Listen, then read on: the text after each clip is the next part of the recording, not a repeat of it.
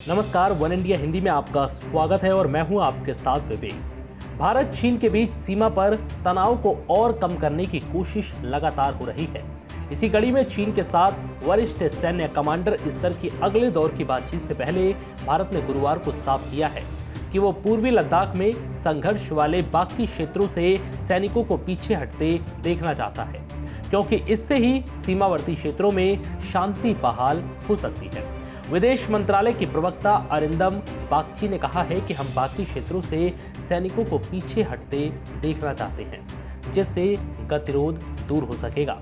अंग्रेजी अखबार the Indian express ने सूत्रों के हवाले से बताया है कि शुक्रवार को भारत और चीन के बीच वरिष्ठ कमांडर स्तर की 11वें दौर की बातचीत में भारतीय पक्ष देपसांग, हॉट स्प्रिंग और गोगरा समेत लंबित समस्याओं को उठाएगा।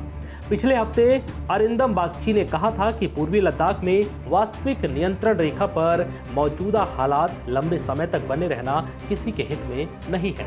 उन्होंने कहा था कि पैंगोंग झील क्षेत्र में सैनिकों की वापसी एक अहम कदम था और इसने पश्चिमी सेक्टर में बाकी मुद्दों के समाधान के लिए अच्छा आधार उपलब्ध कराया है। बता दें कि पैंगोंग झील क्षेत्र से सैनिकों के पीछे हटने के बाद वरिष्ठ सैन्य कमांडरों की 10वीं दौर की बातचीत हुई और विदेश मंत्री की उनके चीनी समकक्ष से टेलीफोन पर बातचीत हुई। इसके बाद चीन सीमा मामलों पर विचार विमर्श और समन्वय पर कार्यकारी तंत्र की 12 मार्च को बैठक हुई।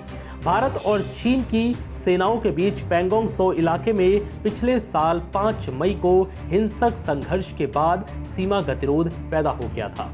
इसके बाद दोनों पक्षों ने हजारों सैनिकों और भारी हथियारों की तैनाती की थी। सैन्य और राजनयिक स्तर की बातचीत के बाद दोनों पक्षों ने इस साल फरवरी में पैंगोंग त्सो के उत्तरी और दक्षिणी किनारे से सैनिकों और हथियारों को पीछे हटा लिया था। पिछले हफ्ते सेना प्रमुख मनोज मुकुंद नरवणे ने कहा था कि पैंगोंग त्सो क्षेत्र से सैनिकों के पीछे हटने से भारत के लिए खतरा केवल कम हुआ है, खत्म नहीं। फिलहाल इस वीडियो में इतना ही। नमस्कार।